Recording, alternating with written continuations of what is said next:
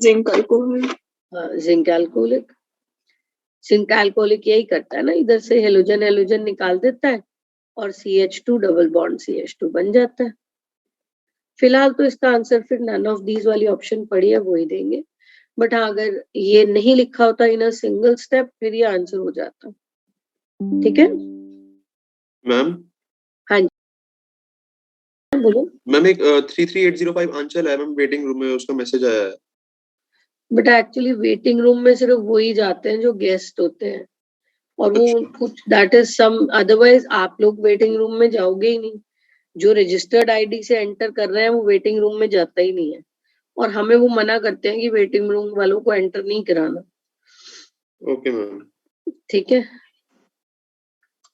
तो उनको बोलो हेलिक्स रिसेप्शन पे कॉल करें, वो एंटर करा देते होते हैं। वो अपनी उनकी प्रॉब्लम्स है, हमें स्ट्रिक्टली मना करते हैं वो कि आप लोग नहीं एंटर कराओगे। ओके ठीक है, चलो और बताओ जी, इस आरपीएस में कोई और डाउट है बेटे?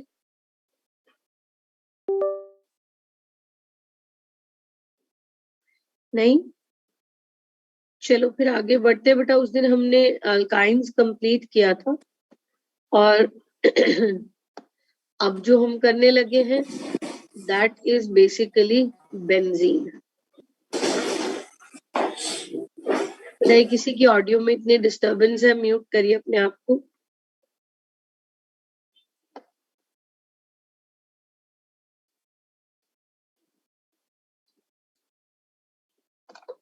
बेटा बेंजीन में सबसे पहले हमने जो करना है दैट इज एरोमेटिसिटी, हक्कल रूल।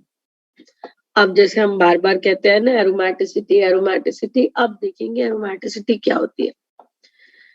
देखो हक्कल रूल ये कहता है कि एक कंपाउंड एरोमेटिक तब है अगर वो 3 कंडीशंस को सेटिस्फाई कर दे, ऑल द 3, तीनों की तीनों सेटिस्फाई होंगी, तब आप कहेंगे कि आपका मॉलिक्यूल एरोमेटिक है।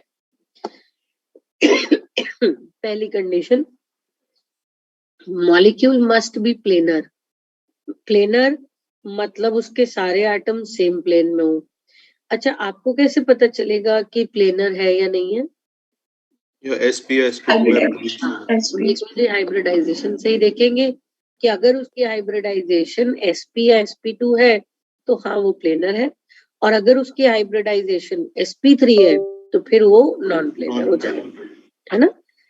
तो 1, it must be planar. Second, molecule में कोई cyclic delocalised pi electron cloud होना चाहिए।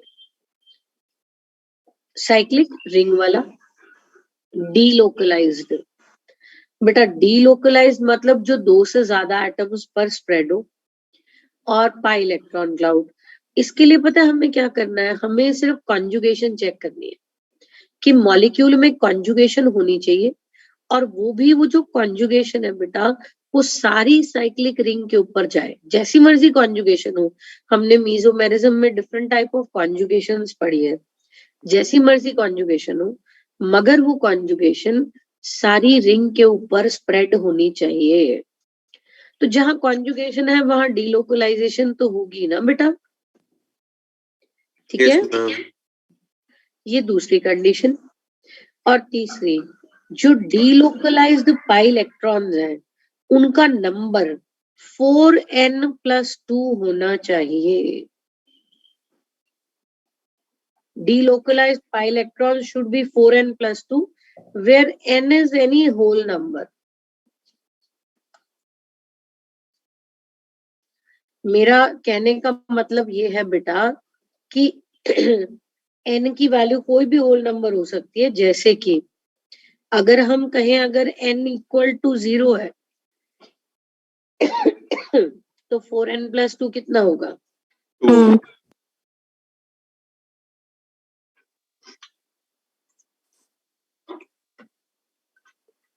अगर n = 1 है तो 4 × 1 + 2 is 6, है ना। अगर n = 2 है तो 4 × 2 + 2 is 10। मतलब आइडिया ये है कि डीलोकलाइज्ड पाई इलेक्ट्रॉन्स या तो 2 या 6 या 10 या 14 ऐसे आगे आगे 4 के डिफरेंस पे चलता रहेगा। समझ में आई मेरी बात? Yes, ma'am. Yes, ma'am. तो ये 3 कंडीशंस थी। कौन सी 3? एक तो मॉलिक्यूल को प्लेनर होना चाहिए, दूसरा उसमें डीलोकलाइज्ड पाई इलेक्ट्रॉन होना चाहिए, cyclic delocalised pi electron cloud, पूरी रिंग पर जो डीलोकलाइज्ड हो, और तीसरा number of delocalised pi electrons 4n+2 होने चाहिए। अच्छा, अगर पहली 2 कंडीशन सेटिस्फाई हो जाए, मतलब मॉलिक्यूल प्लेनर भी हो और मॉलिक्यूल में cyclic delocalised pi electron cloud भी हो, लेकिन तीसरी कंडीशन सेटिस्फाई ना हो, तीसरी कंडीशन में डीलोकलाइज्ड पाई इलेक्ट्रॉन्स 4n+2 की बजाय 4n हो जाए, तब कंपाउंड को एंटी एरोमेटिक कहते हैं। जब डीलोकलाइज्ड पाई इलेक्ट्रॉन्स 4n+2 है तो एरोमेटिक, जब डीलोकलाइज्ड पाई इलेक्ट्रॉन 4n है तो एंटी एरोमेटिक। पहले हम इसको लिख लेते हैं कि हकल रूल क्या कहता है कि मॉलिक्यूल एरोमेटिक, एक मॉलिक्यूल एरोमेटिक है if it satisfies all the following conditions.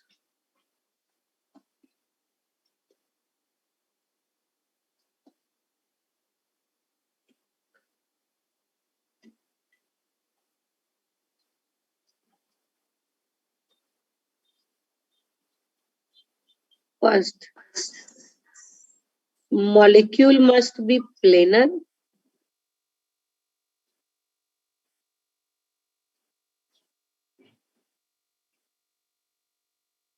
Second, molecule must have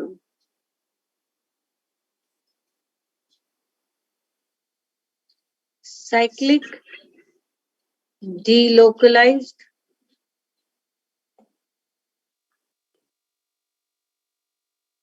pi electron cloud.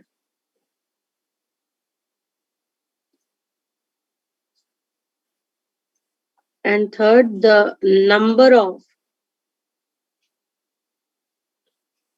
delocalized pi electrons should be 4n+2. And if the first 2 conditions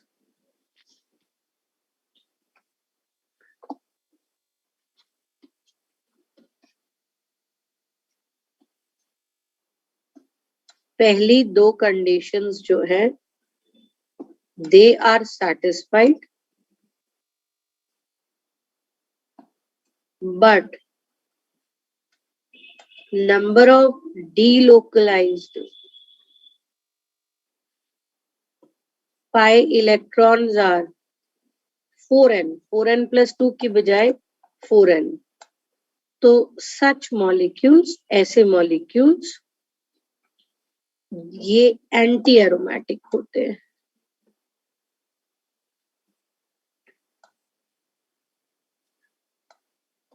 बेटा एंटी एरोमेटिक के लिए AA use करेंगे आगे, और aromatic के लिए A use करेंगे, aromatic A।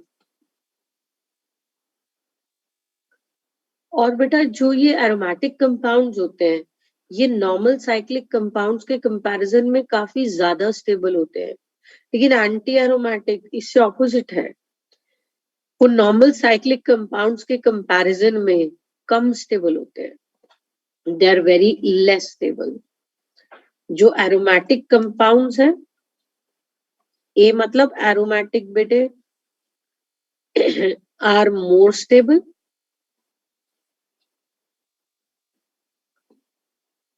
whereas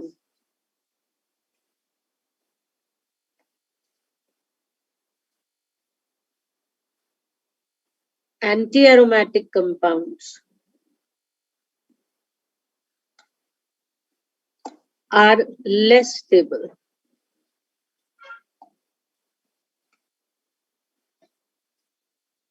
than the normal cyclic compounds.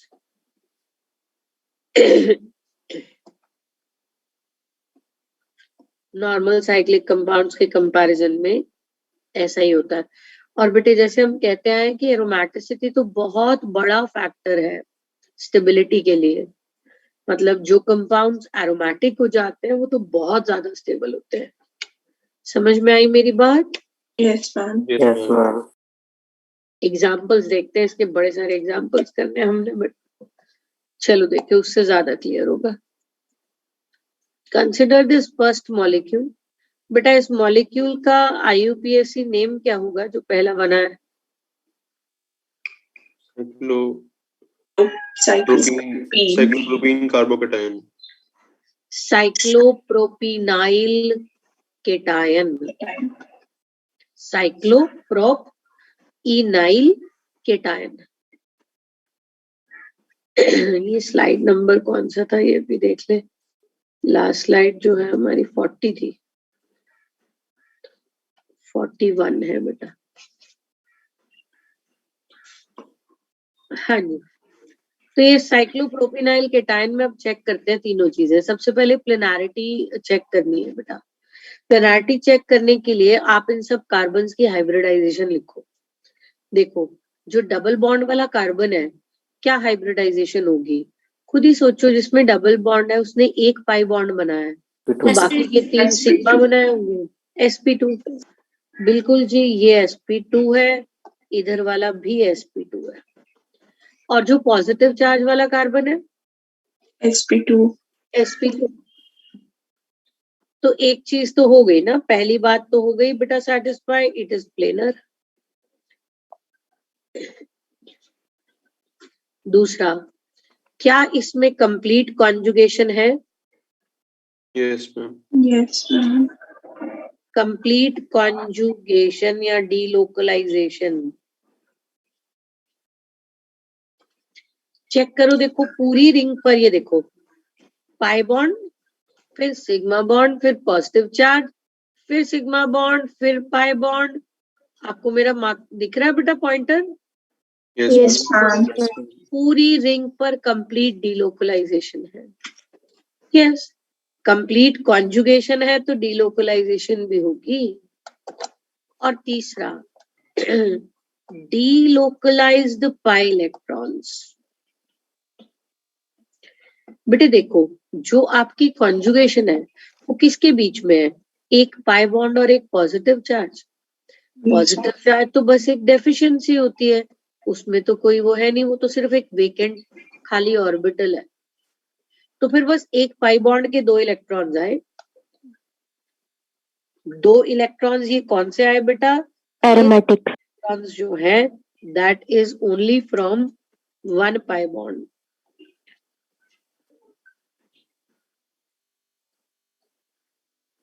और 2 जो है वो 4n+2 में भी लाई करता है ना? Yes, ma'am. तो यस, तीनों कंडीशन सेटिस्फाइड है। Yes, this is aromatic. A डाल रही हूँ बेटा, ए का मतलब एरोमेटिक। ठीक है, Yes, ma'am. अगले में देखते हैं। देखो जरा, वही 3 चीजें चेक करनी है। जो डबल बॉन्ड वाला कार्बन है, देखो sp2 हाइब्रिड तो है। ये जो नेगेटिव चार्ज वाला कार्बन है इसके बारे में क्या ख्याल है? sp2 sp2 है मैम, sp2 क्यों है बेटे?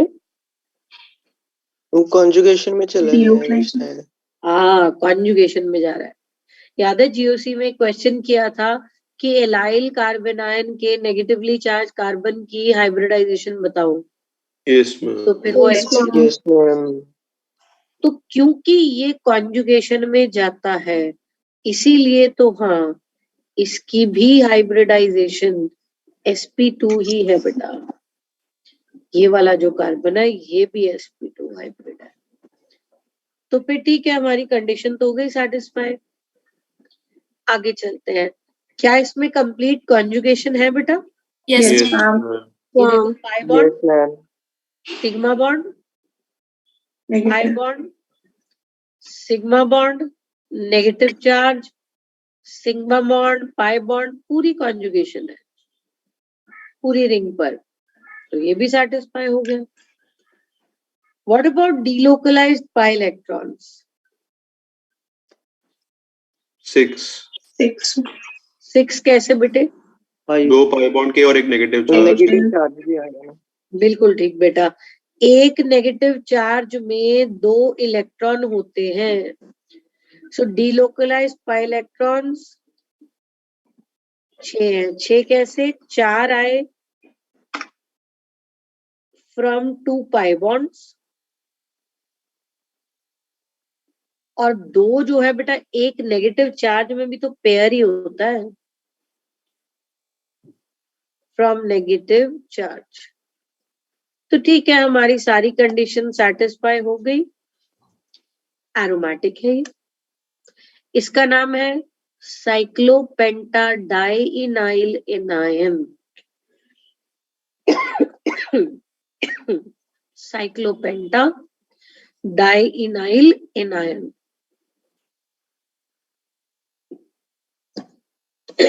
आगे देखते हैं अभी इसके और examples. Look at the third one now. आप बताओ फटाफट से। sp2 तो हुआ, sp2 तो हुआ, एंटी एरोमेटिक कॉन्जुगेटेड भी है, कॉन्जुगेटेड भी है, पर 4 इलेक्ट्रॉन। इलेक्ट्रॉन्स 4 है, एंटी एरोमेटिक। Anti aromatic. बिल्कुल ठीक। देखो सारे डबल बॉन्ड वाले कार्बन है और डबल बॉन्ड का मतलब ही यही है ना बेटा, 3 सिग्मा 1 पाई, तो हाइब्रिडाइजेशन sp2 है। और फिर इसमें कंप्लीट कॉन्जुगेशन भी है, पाई सिग्मा कंप्लीट कॉन्जुगेशन है।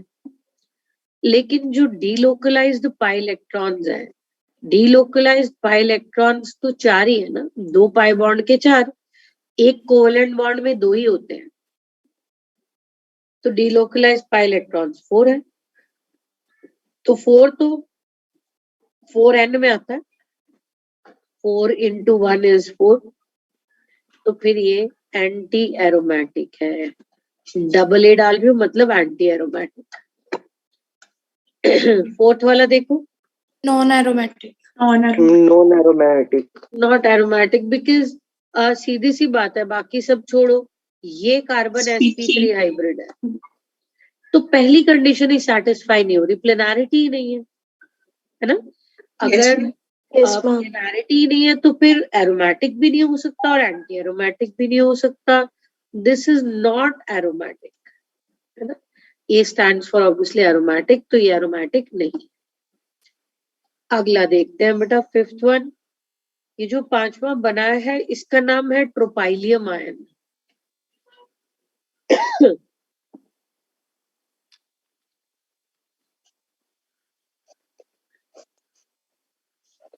बेटा इसको भी कह सकते हैं साइक्लोहेप्टा ट्राइइनाइल केटायन, वो तो कह ही सकते हैं, लेकिन कॉमनली इसको ट्रोपाइलियम आयन कहते हैं। आप बताओ अब इसके बारे में। एरोमेटिक है। एरोमेटिक। देखो सारे डबल बॉन्ड वाले कार्बन sp2 है, ये डबल बॉन्ड वाले सारे sp2 हो गए, जो पॉजिटिव चार्ज वाला रिंग में आता है वो भी sp2 हो जाता है। तो पहली कंडीशन सैटिस्फाइड, प्लेनर। दूसरी कंडीशन कॉन्जुगेशन कंप्लीट है, देखो pi sigma positive sigma pi, yes complete conjugation. और तीसरी डीलोकलाइज्ड पाई इलेक्ट्रॉन्स। बेटा पॉजिटिव चार्ज तो बस एक खाली ऑर्बिटल होता है, उसमें कोई इलेक्ट्रॉन नहीं होते। एक नेगेटिव चार्ज में 2 इलेक्ट्रॉन होते हैं, पॉजिटिव चार्ज में कोई इलेक्ट्रॉन नहीं होते। तो 3 पाई बॉन्ड के 2, हर एक पाई बॉन्ड के 2 इलेक्ट्रॉन्स, 3 पाई बॉन्ड्स के 2, each 6, and 6 means obviously delocalized pi electrons 4n+2 में आ गए, तो ये एरोमेटिक है। Yes ma'am. अगले वाला देखो, एरोमेटिक। एरोमेटिक एरोमेटिक है ना। कैसे एरोमेटिक है, देखो अब सारे sp2 है, यस।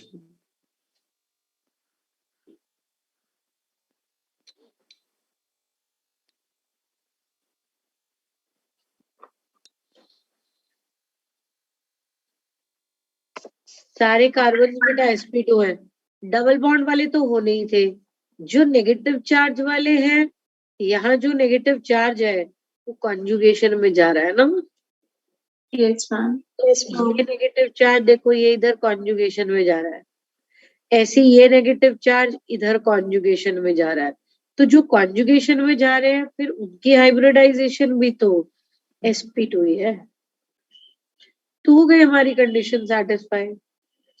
और कंप्लीट कॉन्जुगेशन है, बिल्कुल है जी। देखो पाई सिग्मा नेगेटिव, फिर सिग्मा, फिर पाई, फिर आपके पास सिग्मा, फिर नेगेटिव, कंप्लीट कॉन्जुगेशन है।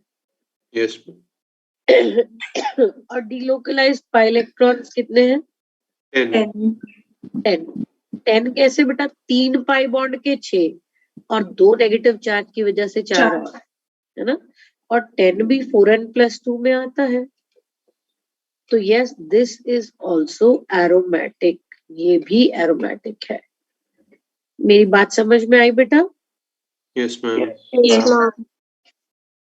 और ये आपका जो है और भी अभी एग्जांपल्स कर रहे हैं, ये एरोमेटिसिटी और एंटी एरोमेटिसिटी का कंसेप्ट था। कुछ और चीजें भी देखते हैं अभी। एक और है बेटा एन्युलिन। ये देखो एन्युलिन या एन्युलिन 10, क्या लगता है एरोमेटिक होगी या नहीं? देखा जाए, चलो ये रुको ये हटा देती हूँ के लिए। Yes, ma'am. Yes, ma'am.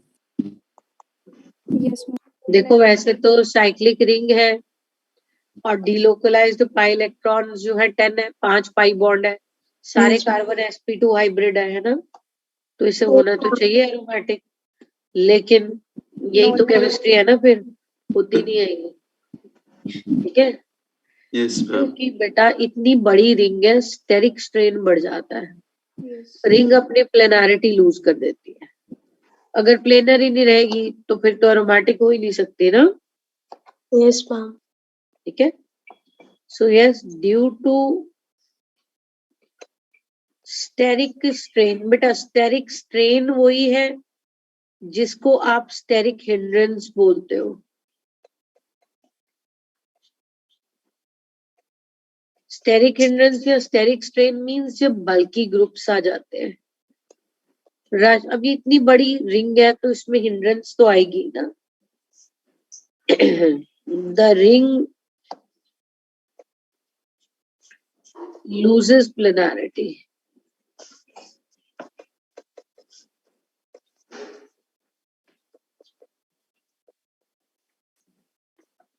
और अगर वो प्लेनर ही नहीं रही तो definitely it is not going to be aromatic, कि वो एरोमेटिक नहीं है। समझ में आई मेरी बात? Yes, ma'am. अगले वाला मुझे देख के बताओ, Anti-aromatic. एंटी एरोमेटिक या दोनों में से कोई भी नहीं?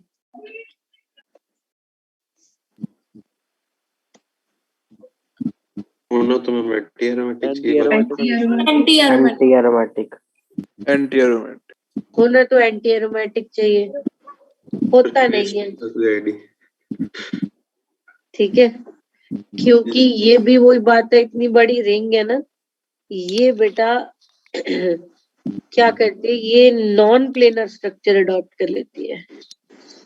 ठीक है, और non planar structure tub shape structure जो है ऐसा, मैं बता देती हूँ आपको।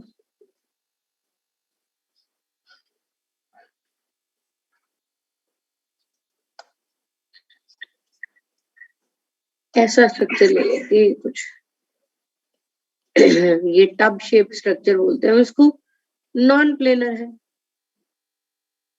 और जो प्लेनर ही नहीं रहेगी वो एरोमेटिक नहीं हो सकती। ठीक है बेटा? Yes, Yes. ma'am. ठीक है, तो इसलिए yes this is not aromatic. लिख देती हूँ बेटा आपके लिए कि इट अडॉप्ट्स साइक्लोऑक्टाटेट्राईन है।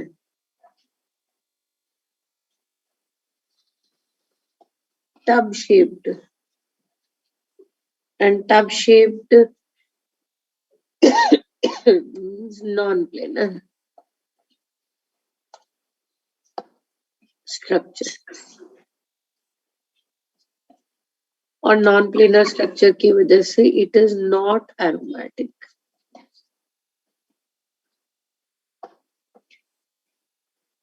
एक ना ये बेटा ट्रोपोन है अगला स्ट्रक्चर, ये ना एनसीईआरटी में इसको ट्रोपोलोन लिखा है, बट एक्चुअली ट्रोपोलोन अलग होता है. ट्रोपोलोन में जो सी डबल बॉन्ड ओ है, मैं बना भी देती हूँ, उसके साथ वाले कार्बन पे OH भी लगा होता है, तो उसको आप ट्रोपोलोन कहते हैं. ठीक है, लेकिन एनसीईआरटी इसी को ही ट्रोपोलोन लिखती है. इसका करेक्ट नेम तो ट्रोपोन है. मेरी बात समझ में आ गई? Okay, Yes, ma'am. ma'am. Yes, ma'am. मैं साइड में ट्रोपोलोन बना देती हूँ आपके लिए. बस ट्रोपोलोन में ये है कि जैसे ये ऑर्थो पोजीशन है ना, इसकी डबल बॉन्ड ओ वाले की ऑर्थो साथ वाली पोजीशन, इस पे एक OH भी लगा होता है. मैं इधर बना देती हूँ, ये देखो.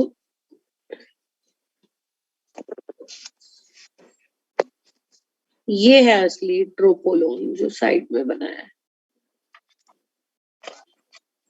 बट वो आप ऑप्शन के अकॉर्डिंग देख लेना, क्योंकि मैं क्लियरली बता रही हूँ एनसीईआरटी में इसी को ही ट्रोपोलोन लिखा हुआ है.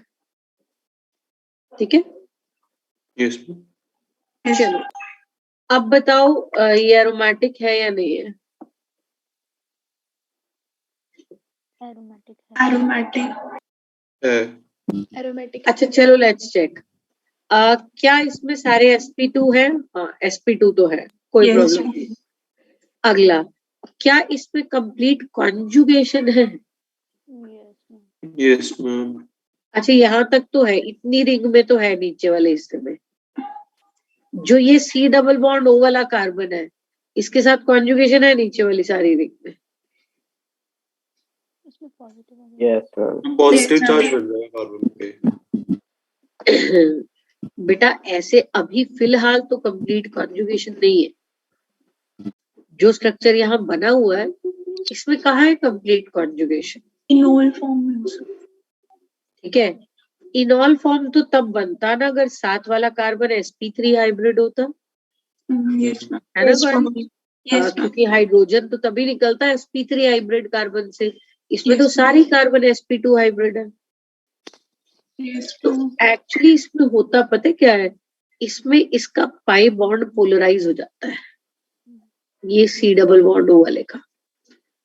आपको याद है ना, carbonyl compound show resonance without mesomerism. Yes, ma'am. तो यहाँ भी कुछ ऐसा ही हुआ है. इसका दूसरा structure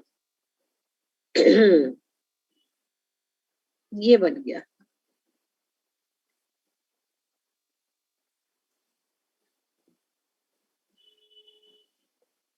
this is the second structure. ठीक है, अब इस सेकेंड स्ट्रक्चर को एनालाइज करो आप. इस सेकेंड स्ट्रक्चर में सारे कार्बन sp2 हाइब्रिड हैं. Yes, Yes, ma'am. ma'am. Yes, all carbons are sp2. कोई प्रॉब्लम नहीं है जी, सारे कार्बन sp2 हाइब्रिड तो है. पॉजिटिव चार्ज वाला भी sp2 है. अगला, क्या अब इसमें कंप्लीट कॉन्जुगेशन आ गई Yes, ma'am. Yes. Positive charge के साथ? यस, कंप्लीट कॉन्जुगेशन भी है. और डीलोकलाइज्ड पाई इलेक्ट्रॉन कितने हुए? 6. 6. तो हो गया ना एरोमेटिक. तो ये एरोमेटिक हो गया बेटा. तो आप पूछेंगे ये एरोमेटिक है या नहीं है? डेफिनेटली है. ठीक, और बात बताओ, ये दोनों एक दूसरे के रेजोनेटिंग स्ट्रक्चर्स हैं जो हमने बनाए हैं, है ना? Yes, ma'am. रेजोनेटिंग स्ट्रक्चर्स के रूल्स याद करना कि जिस रेजोनेटिंग स्ट्रक्चर में चार्ज सेपरेशन होती है वो ज्यादा स्टेबल होता है या कम स्टेबल? Unstable. Unstable. कम स्टेबल. क्या यहाँ भी ऐसा ही होगा? No, ma'am. Aromatic ma'am. canals. क्या एरोमेटिक के आगे स्ट्रक्चर 1 की स्टेबिलिटी ज्यादा है और स्ट्रक्चर 2 की स्टेबिलिटी कम? No, ma'am. No ma'am ma'am. No, ma'am. Stability of 2 is greater than 1. जो रेजोनेटिंग स्ट्रक्चर लिख देती हूँ, रेजोनेटिंग स्ट्रक्चर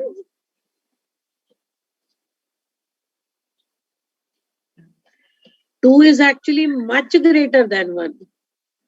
अरे भाई सेकंड वाला एरोमेटिक है और फर्स्ट वाला जो है वो एरोमेटिक नहीं है. ठीक है. अच्छा, ये जो O नेगेटिव बन गया यहाँ पे अब सेकंड स्ट्रक्चर में, you know this O negative has large tendency to get protonated. O पे फुल नेगेटिव चार्ज आ गया है तो H पॉजिटिव एक्सेप्ट करने की टेंडेंसी बहुत ज्यादा है इसकी. Yes, ma'am. This is going to act like a strong base because proton accept कर लेगा. This oxygen has large tendency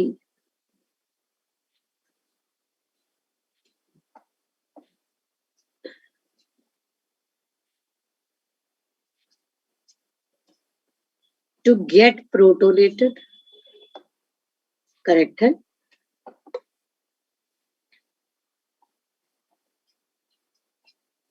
अच्छा, जो आपका स्ट्रक्चर 2 है वो ज्यादा स्टेबल है.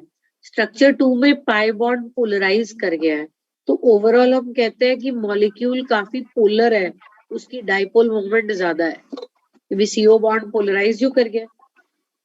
मेरी बात समझ में आई? Yes ma'am Yes, ma'am. Molecule is polar.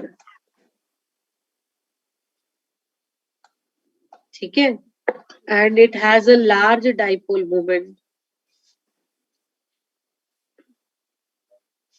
Yes, dipole moment काफी large है. Large dipole moment है. समझ में आई मेरी बात? Yes, ma'am. और CO बॉन्ड की बॉन्ड लेंथ की बात करें तो बॉन्ड ऑर्डर तो ठीक है 1 और 2 के बीच में होगा, पार्शियल डबल बॉन्ड है. लेकिन जो रेजोनेंस हाइब्रिड है वो कौन से स्ट्रक्चर को ज्यादा रिजेंबल करेगा, स्ट्रक्चर 1 को या स्ट्रक्चर 2 को? Second Second. सेकंड को मतलब bond order will be close to 1 है ना, 1 से थोड़ा सा ही ज्यादा होगा Yes. कि 1 के कंपैरिजन में बस थोड़ा सा ज्यादा होना. तो पार्शियल डबल बॉन्ड है ही है, उसमें कोई डाउट नहीं है. बट सेकंड ज्यादा स्टेबल है और जो रेजोनेटिंग स्ट्रक्चर ज्यादा स्टेबल होता है हाइब्रिड की रिजेम्बलेंस उसको ज्यादा होती है. ठीक है बेटे. Yes, ma'am. यस मैम अभी कुछ और एग्जांपल्स भी करनी है यही एरोमेटिसिटी की. आगे बढ़ते हैं. ये बेटा नैप्थलीन. नैप्थलीन का करेक्ट स्ट्रक्चर बनाऊं ऐसे तो साइक्लिक रिंग बनाई है, लेकिन अगर हम ऑल्टरनेट पाई बॉन्ड्स बनाए तो ये देखो बेटा फ्यूज्ड रिंग्स जो होती है ना, फ्यूज्ड रिंग्स मतलब ये बीच वाला बॉन्ड कॉमन है, एक दूसरे के साथ ये दोनों रिंग्स फ्यूज हुई है तो फ्यूज्ड रिंग्स को इकट्ठे देखा जाता है. ठीक है. तो अब बताओ आप एरोमेटिक होगा या नहीं होगा? Not non aromatic. Aromatic aromatic है बेटा. क्यों, क्या दिक्कत है? आप देखो सारे कार्बन sp2 हाइब्रिड है और डीलोकलाइज्ड पाई इलेक्ट्रॉन्स जो है 5 पाई बॉन्ड है, 10 डीलोकलाइज्ड पाई इलेक्ट्रॉन है. कंप्लीट कॉन्जुगेशन भी है, पाई सिग्मा. ये देखो कहीं से भी चलो, अब यहाँ से शुरू कर लो. यहाँ ये यहाँ से गए, फिर ये इधर चले गए, फिर ये इधर चले गए, फिर इधर आ गए, तो कंप्लीट कॉन्जुगेशन भी है. This is aromatic. Ma'am steric hindrance नहीं होगी इसमें? नहीं बेटा, इसमें 2 अलग अलग रिंग्स हो गई ना. वो एक ही रिंग जब बहुत बड़ी थी तो स्टेरिक हिंड्रेंस हो गई थी, तभी तो इसमें ये अलग अलग रिंग्स है. ठीक है. Okay ma'am delocalised pi electrons भी 10 है. ऐसी बेटे एंथ्रासीन भी एरोमेटिक है. एंथ्रासीन में 3 आपके पास रिंग्स आ गई हैं।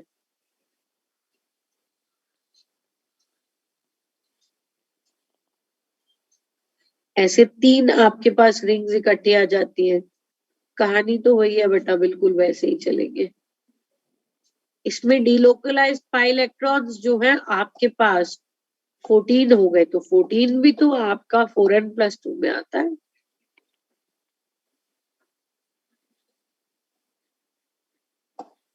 एक अगले वाला है बाइफिनाइल। देखो बाइफिनाइल जब होती है ना, देखो इसमें और नैप्थलीन एंथ्रासीन में फर्क है। नैप्थलीन एंथ्रासीन में रिंग्स फ्यूज्ड है, बीच में बॉन्ड कॉमन है, और बाइफिनाइल में बॉन्ड कॉमन है, ये बॉन्डेड रिंग्स है। तो जब बॉन्डिंग रिंग्स होती है ना, तो आपको दोनों रिंग्स को अलग अलग देखना है।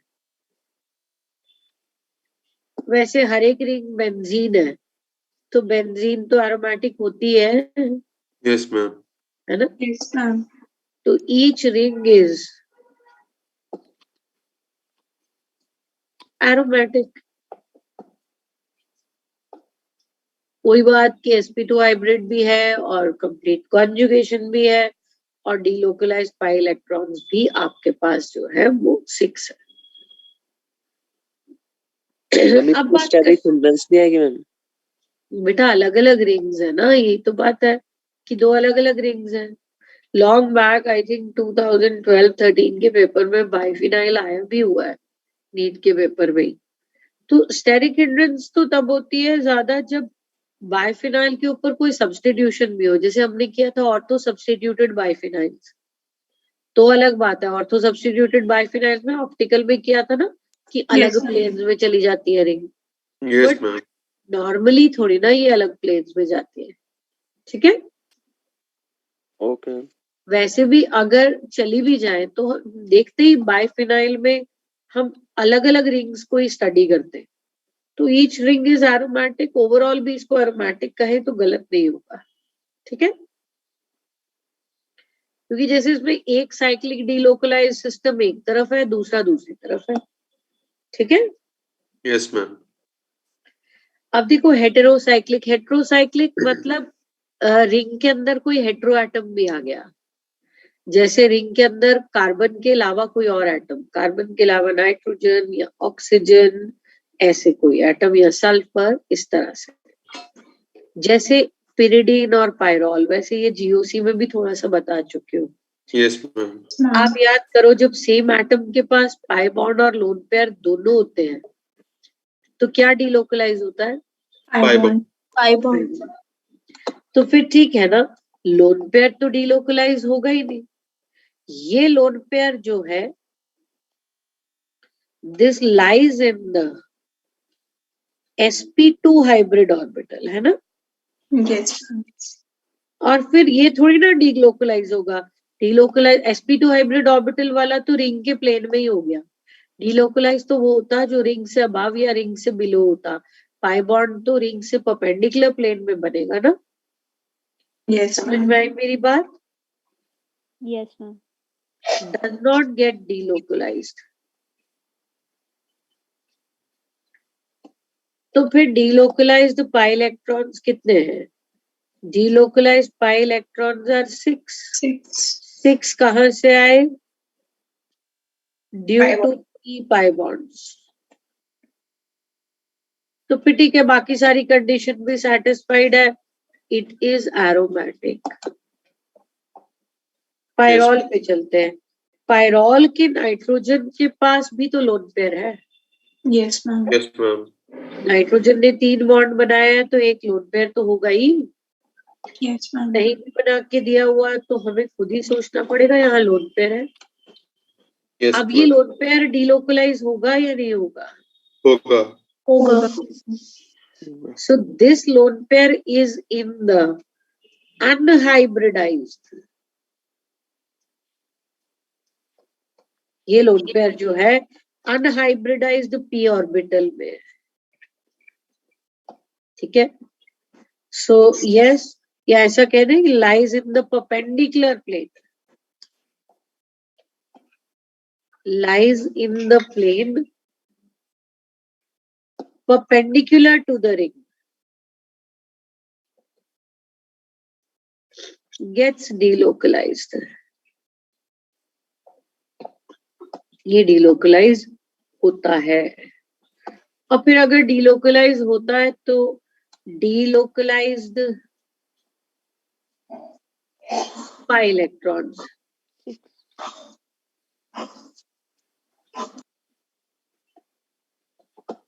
6 कैसे आए बेटा? 4 तो आए आपके पास 2 पाई बॉन्ड से, और 2 आए आपके पास लोन पेयर की वजह से,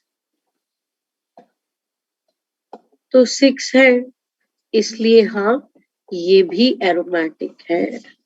this is also aromatic.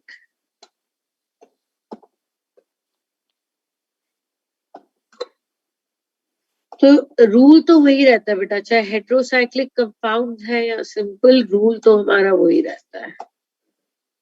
Yes. एक दो और एग्जांपल्स देखते हैं इसमें. फ्यूरान और थायोफीन भी करना है, वो भी देखते हैं. बेटा इस कंपाउंड का नाम ये जो बना हुआ है, दिस इज फ्यूरान, और ये सेम सल्फर वाला ये थायोफीन होता है.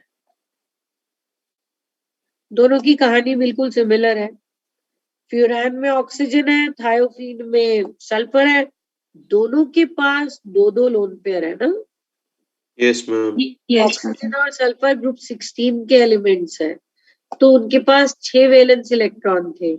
6 में से 2 यूज हो गए 2 सिग्मा बॉन्ड बनाने में, 4 बचे हुए, यानी 2 लोन पेयर. अब 2 लोन पेयर है, लेकिन कॉन्जुगेशन में तो एक ही जाएगा ना. Yes, ma'am. Yes, ma'am. तो ऐसा सोच लो कि दोनों का एक एक लोन पेयर जो है गेट्स डीलोकलाइज्ड.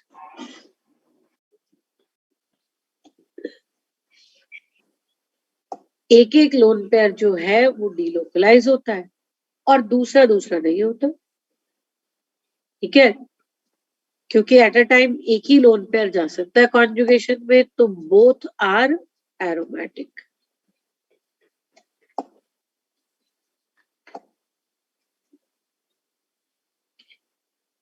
AK-17 वाला भी देख लो. होगा aromatic. Yes, ma'am. No, anti-aromatic. Oh, ma'am. Aromatic होगा, एंटी एरोमेटिक होगा, या कुछ भी नहीं. Anti-aromatic. Anti-aromatic. कंप्लीट कॉन्जुगेशन है. नहीं है Yes, मैम. ओ ma'am. मैम कंप्लीट नहीं है. होगी तो सही. बोरॉन के पास वेकेंट ऑर्बिटल होगा. यस, बिल्कुल है कंप्लीट कॉन्जुगेशन. देखो जहां पॉजिटिव चार्ज होता है वहां भी तो हम यही कहते हैं ना कि भाई आपके पास basically positive charge is a vacant orbital, खाली ऑर्बिटल जिसमें डीलोकलाइजेशन हो रही है. ठीक है, तो बोरोन के पास भी तो वेकेंट ऑर्बिटल है. Yes, ma'am. This boron has vacant p orbital. देखो बोरोन 2s2 2p1 होता है, ये 2s ये 2p. एक्साइटेशन भी करा दी तब भी एक इलेक्ट्रॉन 2s से 2p में चला गया. अभी भी तो ये वाला एक ऑर्बिटल खाली तो है. ये समझ में आई मेरी बात? Yes. Yes, sir. ma'am. तो बोरोन के पास वेकेंट ऑर्बिटल है, तो सारी कहानी यहीं से बेटा. sp2 हाइब्रिड भी है, कंप्लीट कॉन्जुगेशन भी है, लेकिन डीलोकलाइज्ड पाई इलेक्ट्रॉन्स कितने हैं? Or 4. 4. aromatic. 4 का मतलब yes, this is anti aromatic. अगले वाला देखो, 18 वाला. Aromatic. एरोमेटिक कैसे? मैम एक लोन पेयर ऑक्सीजन का, एक पाई बॉन्ड और एक vacant orbital vacant boron. Orbital. बिल्कुल. 2 लोन पेयर थे, 2 में से एक डीलोकलाइज हो गया होगा. और वही बात है, बोरोन के पास वेकेंट ऑर्बिटल भी है. ठीक है, Yes. डीलोकलाइज्ड पाई इलेक्ट्रॉन्स की बात करें तो 6. एक 5 बॉन्ड से 2 और 2 लोन पेयर से 4. दोनों लोन पेयर्स तो कॉन्जुगेशन में गए नहीं होंगे ना. तो यस, दिस इज एरोमेटिक. ये भी एरोमेटिक है. अब कुछ और क्वेश्चंस देखते हैं यहाँ पर. एक तो ये ऑर्डर ऑफ एसिडिक कैरेक्टर. देखो ऐसे ही क्वेश्चन पूछते हैं. Acidic character. एसिडिक कैरेक्टर मतलब प्रोटॉन निकालना है. जो फर्स्ट स्ट्रक्चर है, मैं ठीक से बना देती हूँ दोबारा से.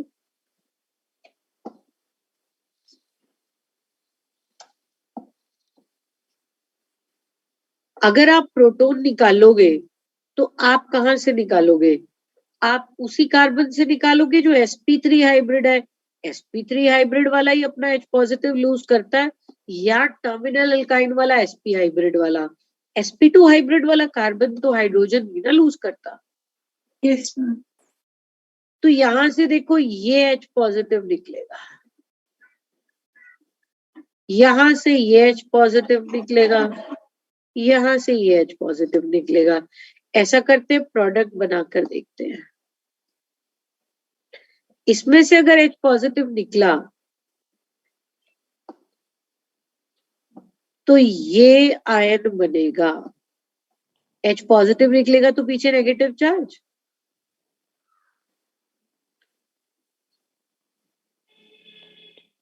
इसमें से ये आयन मिलेगा,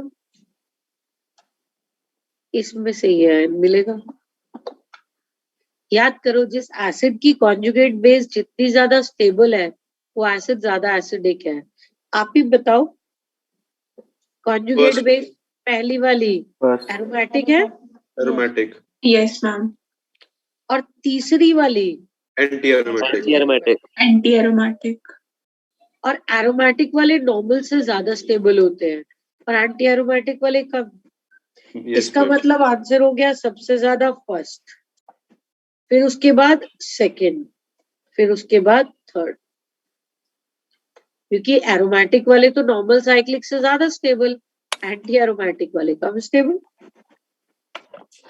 Yes, समझ ma'am. में आई मेरी बात? और ये शायद हम वहां भी कर चुके हैं कि पायरोल और पिरिडीन के लोन पेयर की कहानी. कि पायरोल का जो लोन पेयर होता है, this lone pair, it is a part of aromatic pi electron cloud. अब इस बात को अच्छे से समझ सकते हो ना कि जो lone pair aromatic pi electron cloud का हिस्सा होता है वो तो बहुत ही कम अवेलेबल होता है. Yes, ma'am. So it is very less available for donation. बहुत ही कम अवेलेबल है, इसलिए इसका बेसिक कैरेक्टर कम और उसका बेसिक कैरेक्टर ज्यादा. ऊपर ही बना रही हूँ. अच्छा, एक ये इधर मॉलिक्यूल बना है. आपको पूछ रहे हैं मॉलिक्यूल पोलर है या नॉन पोलर. देखो, अगर इसका बीच वाला जो पाई बॉन्ड है आपने इसको शिफ्ट करा दिया और वो भी ऐसे ऐसे शिफ्ट हो गया, तो फिर इसका दूसरा resonating structure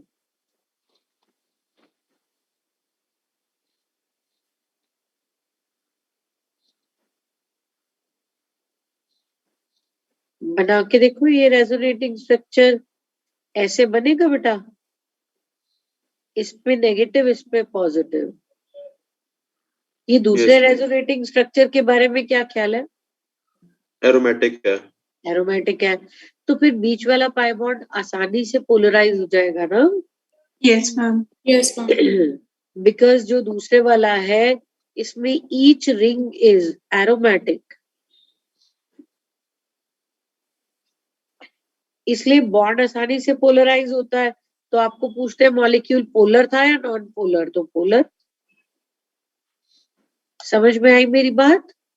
Yes, ma'am. Yes, ma'am. Ma'am, ठीक है. हाँ जी बेटा बोलो. मैम हमें बॉन्ड को उसी तरफ पोलराइज करना पड़ता है जिससे कि जिस प्रोडक्ट तरफ हमारा। एरोमेटिसिटी आती है ऑब्वियसली हाँ। Okay ma'am. दूसरी तरफ को क्यों लेगा? बॉन्ड पोलराइज करता ही इसलिए है क्योंकि बॉन्ड के पोलराइज करने से जो चीज बन रही है वो ज्यादा स्टेबल बन रही है। लेकिन ma'am. अगर स्टेबिलिटी नहीं बढ़ रही फिर वो बॉन्ड पोलराइज करेगा ही क्यों? ड्राइविंग फोर्स, ऑर्गेनिक में हम वर्ड यूज करते हैं ड्राइविंग फोर्स की। कोई प्रोसेस हुई उसको चलाने वाले फोर्स क्या थे? Driving forces aromaticity only. Okay ठीक है। Yes ma'am. और मैम हाँ बेटा बोलिए। मैम ये एसिडिक करेक्टर वाले में है, ये सेकंड वाला तो नॉन एरोमेटिक था तो फिर इसका नहीं होगा। हाँ but anti aromatic not aromatic से कम स्टेबल ही होते हैं। Anti aromatic are less stable as compare to normal cyclic compounds ना। ठीक है यस मैम। बेटा ये थी एरोमेटिसिटी की कहानी। अब हम क्विकली चलते हैं इसकी केमिकल रिएक्टिविटी पर। डायरेक्टिव इन्फ्लुएंस आप लोग पहले जीओसी में कर चुके हैं। मैंने पहले भी कहा था कि इसको रिवाइज कर लेना बिकॉज अब हमें उसकी जरूरत पड़ेगी। सबसे पहले देखो केमिकल रिएक्टिविटी में एसई रिएक्शंस की बात करनी है। वही हमने कहा था ना benzene mainly electrophilic aromatic substitution ही दिखाती है कि जहां बेंजीन रिंग में सारे में से कोई भी एक हाइड्रोजन इसको इलेक्ट्रोफाइल रिप्लेस कर लेती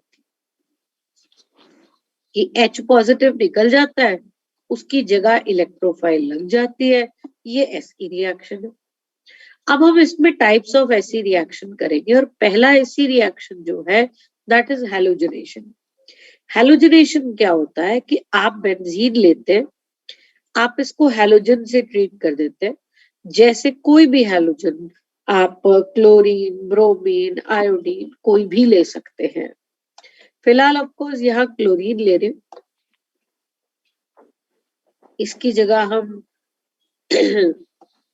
सिंपल X2 लिख देती हूँ मैं। इसके साथ ना बेटा हमें कोई ल्यूइस एसिड कैटलिस्ट लेना पड़ता है। ल्यूइस एसिड कैटलिस्ट जैसे कि अगर इसकी बात करें तो एनहाइड्रस AlCl3 या FeCl3 या FeBr3 अगर ब्रोमीन लिया, जैसे क्लोरीन लिया तो FeCl3, ब्रोमीन लिया तो FeBr3 या सिर्फ Fe भी चल जाता है। एक्चुअली आयरन और ब्रोमीन अपने आप ही कंबाइन करके FeBr3 बना ही लेंगे। जनरली डार्क में कराते हैं जी, टेम्परेचर 310 to 320 केल्विन। पर ये डार्क और 310 320 नहीं भी लिखा तब भी कोई प्रॉब्लम नहीं है। होना तो यही है, H की जगह पे Cl लग जाएगा और वहां से जो H निकलेगा बेटा वो दूसरे क्लोरीन के साथ HCl बना देगा। साइड प्रोडक्ट जो है वो हमारा HCl बन गया। ये हैलोजनेशन होती है। हुआ तो यही है ना, ऐसी रिएक्शन यही तो है कि एक हाइड्रोजन की जगह पर एक हैलोजन लग गया है। कौन सा स्लाइड नंबर है? 45 46। ठीक है। अब इसमें ना इसका मैकेनिज्म देखना है हमें कि ये कैसे चला। देखो हम एसई रिएक्शन कह रहे हैं, इसका मतलब पक्का स्लो स्टेप में इलेक्ट्रोफाइल का अटैक होगा। इलेक्ट्रोफिलिक सब्स्टिट्यूशन तभी कह रहे हैं, और सब्स्टिट्यूशन का मतलब एक चीज निकलेगी उसकी जगह पर दूसरी चीज आएगी।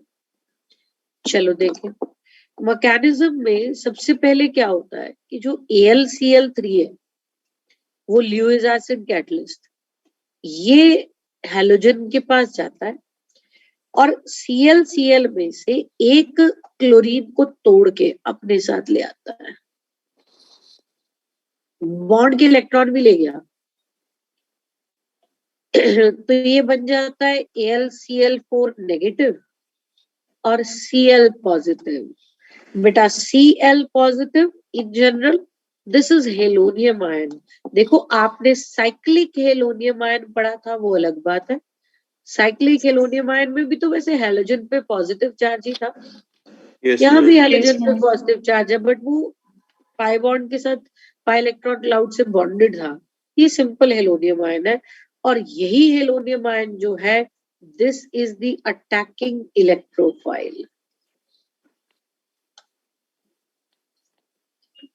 ये अटैकिंग इलेक्ट्रोफाइल होती है। अब ये अटैकिंग इलेक्ट्रोफाइल जो है, ये जाकर बेंजीन पर अटैक करेगी। अच्छा, ये जो AlCl3 वगैरह है ना, इसको कहते हैं this is called halogen carrier. Why it is called halogen carrier? बेटा ये क्या करता है, हैलोजन में से हेलोनियम आयन जनरेट कराता है। नॉर्मली तो हैलोजन नॉन पोलर था, तो उसका बेंजीन पर अटैक करना मुश्किल था, लेकिन इसने क्या किया, इसने हैलोजन में से हैलोजन पॉजिटिव हेलोनियम जनरेट करा दिया, तो इससे उसका अटैक आसानी से हो जाता है बेंजीन पर। इसलिए इसको हैलोजन कैरियर कहते हैं, because it helps to carry the halogen to the benzene ring.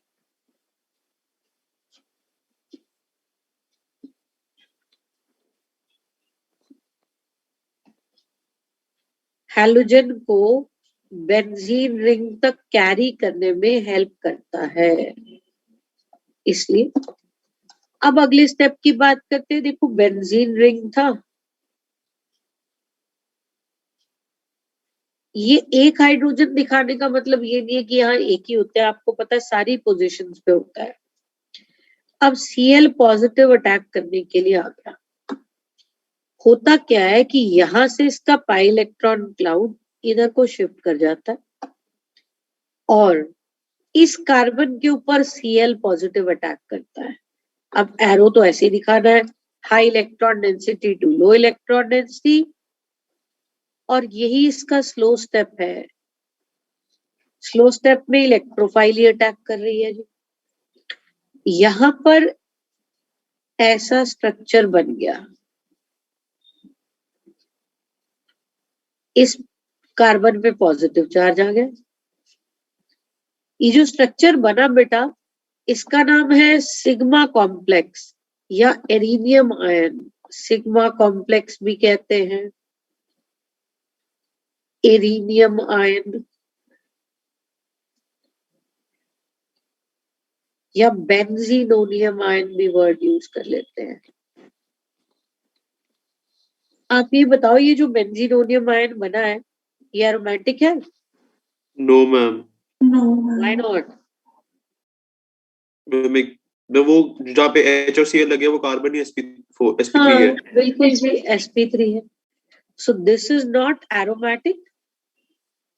लेकिन हाँ, अगर हमें ये पूछा जाए कि ये रेजोनेंस दिखाता है, नहीं, रेजोनेंस तो दिखाता ही है, कंप्लीट कॉन्जुगेशन नहीं है, बट एक हिस्से में रेजोनेंस तो है ही है ना? Yes, ma'am. अगर आप इतने हिस्से की बात करें इस पार्ट की, ठीक है, वो sp3 हाइब्रिड कार्बन पे कॉन्जुगेशन टूट गई, पर इतने हिस्से में तो रेजोनेंस तो शो करता ही है। ये स्लो स्टेप था बेटा। अब फास्ट स्टेप की बात करते हैं।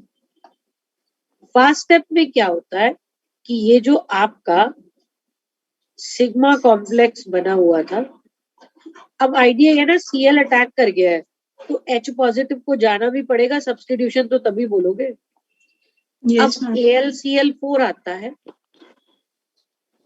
यहां से H पॉजिटिव तोड़ लेता है, बॉन्ड के इलेक्ट्रॉन वापस इसको मिल जाते हैं, ये बॉन्ड के इलेक्ट्रॉन वापस इसको मिल जाते हैं।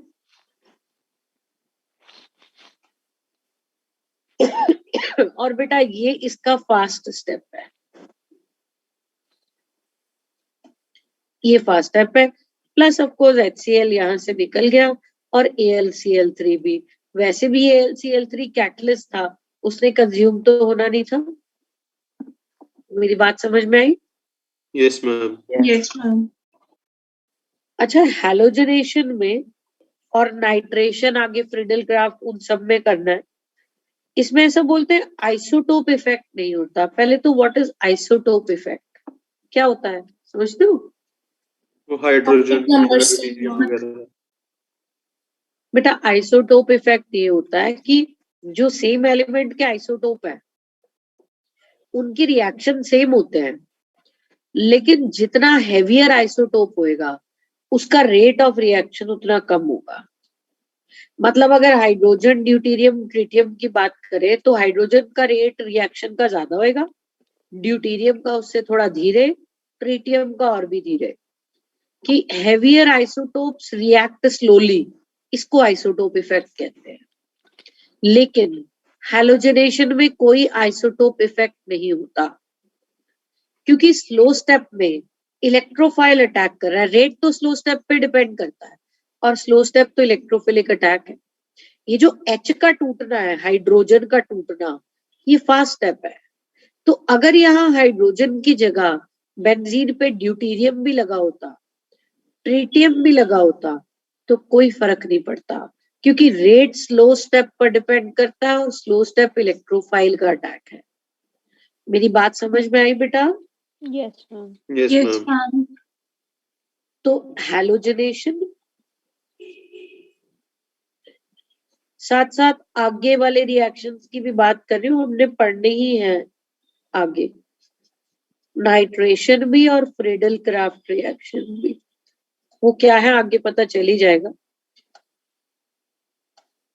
Does not show isotope effect.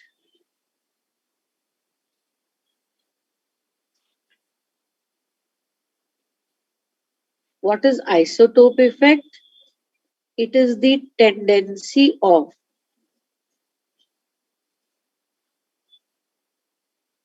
heavier isotope to react slowly. heavier isotope का धीरे रिएक्ट करना। इसीलिए हम कहते हैं कि जो रेट ऑफ हैलोजनेशन है,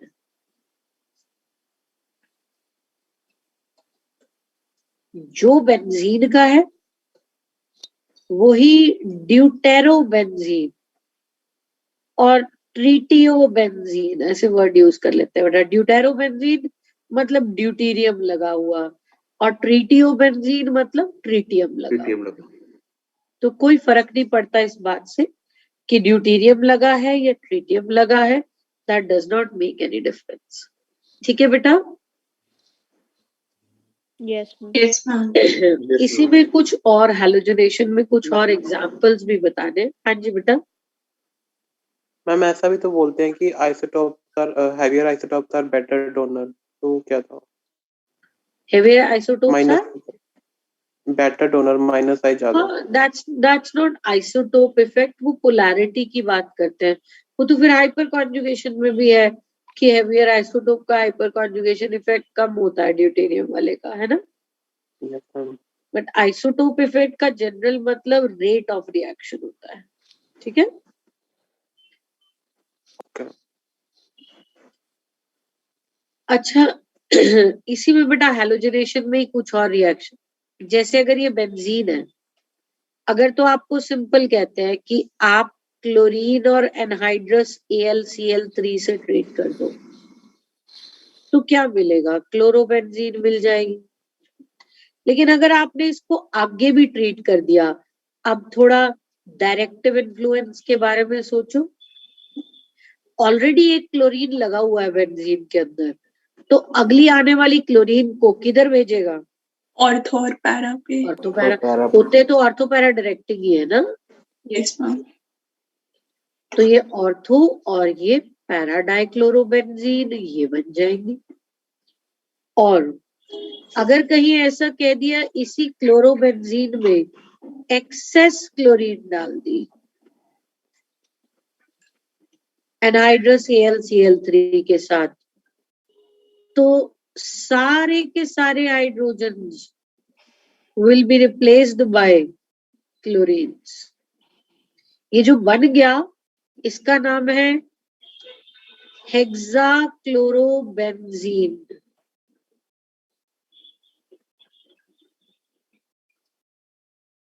सॉरी C6Cl6, है ना?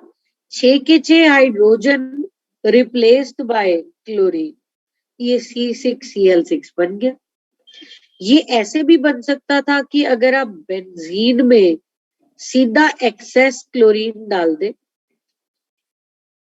एनहाइड्रस AlCl3 के साथ, तब भी ये बन सकता था बेटा हेक्साक्लोरोबेंजीन। और ये जितने भी रिएक्शन हमने किए सारे ऐसी रिएक्शन ही है। Yes ma'am. Yes, ma'am. लेकिन ना एक और होता है इसमें similar which is not SE।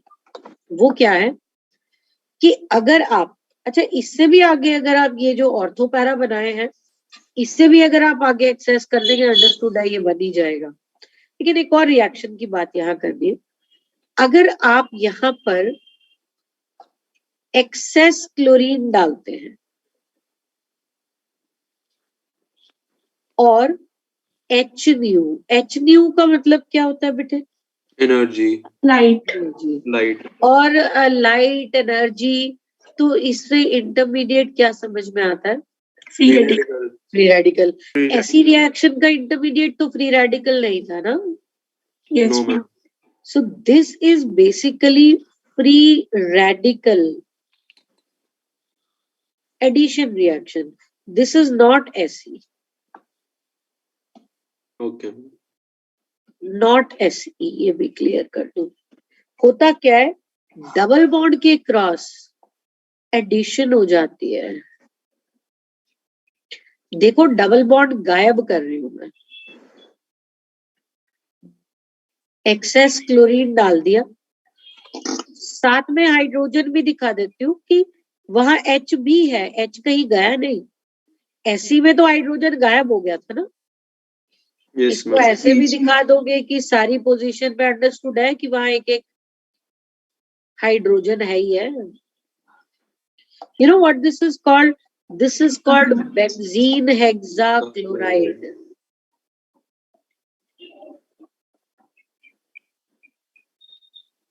Benzene hexachloride short form BHC। BHC का ही दूसरा नाम गैमेक्सीन या लिंडेन भी इसको ही कहते हैं बेटा।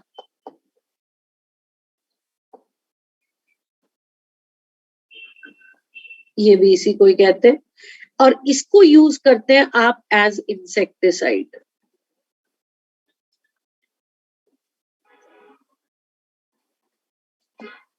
ठीक है बेटे, इसका फॉर्मूला भी C6H6Cl6 है।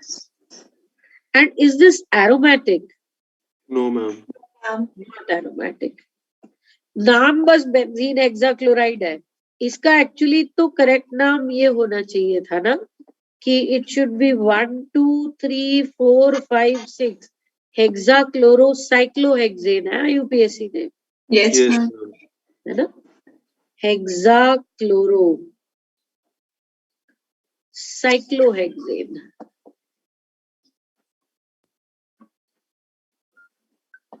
ये है इसका IUPAC ने। Yes ma'am. तो ये तो तब था अगर बेंजीन रिंग पे आप एक्सेस क्लोरीन डालें। अगर आपने टॉलुइन ले लिया, मतलब बेंजीन रिंग के साथ कोई साइड चेन भी है और आपने उसके अंदर क्लोरीन डाल दिया, टॉलुइन में आपने एक्सेस क्लोरीन डाला, दो बातें, या तो आप बेटा टॉलुइन में क्लोरीन डाल दो और एनहाइड्रस AlCl3 भी डाल दो। जब तो AlCl3 डालोगे तो ऐसी रिएक्शन होगा। अब बताओ मिथाइल ग्रुप ऑलरेडी लगा हुआ है तो फिर कहाँ भेजेगा आने वाली क्लोरीन को? Ortho para. Ortho para. तो ये ऑर्थो और ये पैरा, ये प्रोडक्ट बन जाएंगे। लेकिन अगर यही क्लोरीन इसके साथ एनहाइड्रस AlCl3 नहीं डाला, HNu डाल दिया, तो free radical addition reaction, substitution addition नहीं, यहाँ जब साइड चेन होती है ना तो सब्स्टिट्यूशन रिएक्शन हो जाता है। यही तो ऊपर वाले के साथ डिफरेंस है कि यस मैम। ओनली बेंजीन में फ्री रेडिकल एडिशन होता है, यहाँ साइड चेन में एल्काइल चेन है उसके अंदर फ्री रेडिकल सब्स्टिट्यूशन हो गया। इसको साइड चेन हेलोजनेशन भी बोलते हैं। वो जो ऊपर फ्री रेडिकल एडिशन हुआ था उसको, या ऐसी रिएक्शन, इसको जो है हम न्यूक्लियर हैलोजनेशन, न्यूक्लियर मतलब बेंजीन के न्यूक्लियस पर हुआ है। खैर इससे प्रोडक्ट क्या बनेगा कि जो साइड चेन है मिथाइल वाली, उसके एक हाइड्रोजन की जगह पर एक क्लोरीन आ जाएगा। अगर आगे और ज्यादा क्लोरीन से ट्रीट कर दिया तो आगे भी जा सकता है, एक और हाइड्रोजन की जगह एक और क्लोरीन, और ज्यादा क्लोरीन से ट्रीट कर दिया तो CCl3। इनके नाम सुन लो, कॉमन नेम्स। पहले वाला बेंजाइल क्लोराइड है, दूसरे वाला बेंजल, बेंजल डाइक्लोराइड है। बेंजल वर्ड यही होता है जब बेंजीन के साथ CH लगा है और दो चीजें लगा है साथ में कोई, यस मैम। और ये है बेंजो ट्राइक्लोराइड।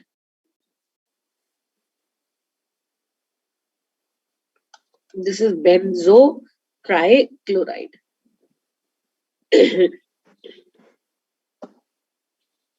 ये बेटा 48 था। बस बेटे आज हमें यही रुकना पड़ेगा, हम कल कंटिन्यू करेंगे इसको। RPS लास्ट वाली कंप्लीट नहीं होगी आपकी, एक ही बची है ना अभी। Yes ma'am. लेकिन उसमें सिर्फ एरोमेटिसिटी के और हैलोजनेशन के क्वेश्चन अपने आप देख लेना, ठीक है? हम स्लाइड्स दिखा दो। यस हाँ बेटा वही कर लेना।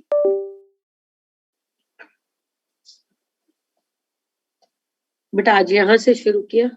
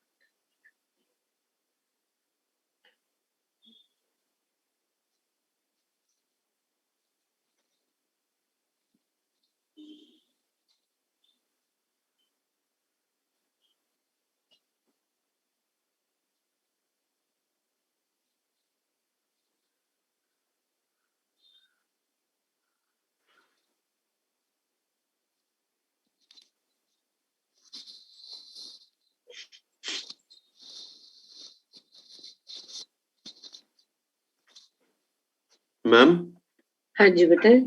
मैम एक मुझे बात पूछनी थी आपसे कि जो पेरोक्साइड इफेक्ट में हमने फ्री रेडिकल रिएक्शन किया था वो सब्स्टिट्यूशन था कि एडिशन था?